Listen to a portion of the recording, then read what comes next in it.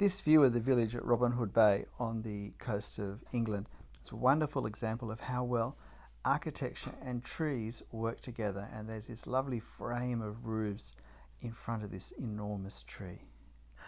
I think it would be a mistake to start by drawing the tree because it would be very hard to get a sense of scale with the tree. So I start with this wonderful frame of roofs and buildings in the front because these shapes all relate to each other in quite a structured way, and therefore, although it looks really haphazard and perhaps complicated, it's actually relatively simple if we draw these sorts of objects carefully, to draw them shape by shape. When you look and see what I'm doing, I'm drawing it parallelogram by triangle by parallelogram by rectangle, and sticking chimneys on top. And all the time when I start a new shape, I line it up with a shape I've already drawn, often with a horizontal line. I look to see where it aligns with what I've already drawn. And I come right round in like a half circle, right round to really the top of this big tree, because I want to establish the size of the tree. See, I want to draw this tree, not just a generic tree, but I want it to be this tree. So I start the tree, and it's important to get a nice soft ragged line for the tree, because one of the great beauties of a tree is the contrast that it provides to the hard edge, if you like, of the architecture, and obviously the color as well, although this isn't going to be a color drawing. So I really want to convey the sense of texture and shape and outline as being quite different, as well as the sense of color as well. And so I'm working on this lower half of the tree, particularly, as you can see, and it's important not to rush the tree. In fact, the tree took a lot more time than any of the buildings did, because there are just a lot more lines to do it, and it's often a great weakness of architectural scenes that have trees, where the trees are almost an afterthought, and really, if there's something I'm drawing in my scene, I need to draw it with as much attention and hopefully skill as everything else. So I'm working on all of the drawing really up to level with the housing that I've done, and I'm also measuring where these clumps align with the houses at the bottom at the front.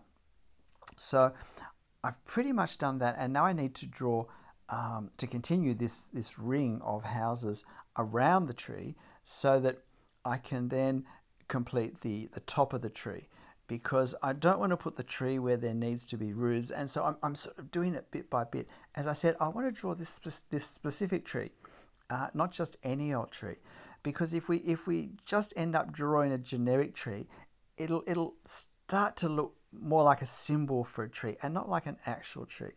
It's a great temptation to do that, but it generally doesn't result in a good drawing. And so I'm working on the shade and the tone of the tree as I progress the houses around, because they're very important. The contrast and the shadows that the tree causes are really important for the overall visual effect of this drawing, because there's not a great deal of contrast on any of the actual buildings. Tone-wise, everything's pretty similar. The grey of the stone, the brown of the stone, and the terracotta of the ceilings. If this were a black and white photo, there wouldn't be a great deal of difference between the roofs and the walls and that cliff in the background. So I'm just finishing now these roofs up the top and the chimneys. It's always important with the chimneys not to draw them too big. I think I've drawn a few of them a little bit too big, and that's always a temptation, just to get that scale wrong for me, I find. And now, having drawn all the roofs in this wonderful ring around this big tree, I'm now working my way back around, putting the windows in. And again, with windows, it's easy to make them too large, so it's worth paying attention to that. I have to decide how I'm going to draw the windows, and am I going to do all these real little panes of glass? And I decide I will. Sometimes I simplify the panes of glass, but in a little coastal village, they didn't have large panes of glass. That was too expensive, and so I think I better go with the smaller ones. And so now I'm really just finishing working on the tree, going over it, getting adding more shade So I can see how the contrast works as I progress the rest of the windows. Again, now I'm sort of working back around the circle of buildings. And it's important to make sure I get the perspective lines correct with all these windows and with the supports for the glass as well. And now the last bit of tree in this scene is actually in the foreground. Unfortunately, in the video, it doesn't show up as well as it shows up in the actual drawing. But this is very sparse tree tops, and I wanted to convey the sense that these were not particularly healthy trees. There's not continuous leaf cover. It's very sparse, and we can still see the houses through them.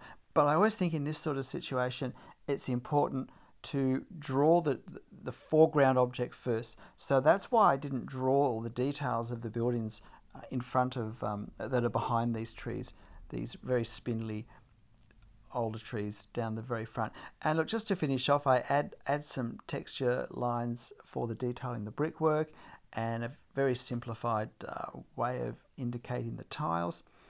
And then I again just add a little more contrast around the tree, because this dark in the center is a very important part of the composition and the overall visual impact. And I really want the tree to stand out as a tree. The buildings are all easily read, but I want the tree to be a tree. So that's it. I'm happy with this, I think. Hi, I'm Stephen Travis. That drawing took me about an hour, 20 minutes to draw in real time. I hope you found it helpful. Combining trees and architecture, I think, is really wonderful. I love trees. I painted them for 10 years before I began drawing at all. And so I'm sure that has been very helpful in terms of understanding their structure and the way light impacts them. But it's important when we do draw them to really work hard to capture them just as accurately as we work hard to capture the buildings. But there are wonderful contrasts in so many ways, and they're just beautiful things on their own. Anyway, give it a go, have fun. I'll see you next time. Bye.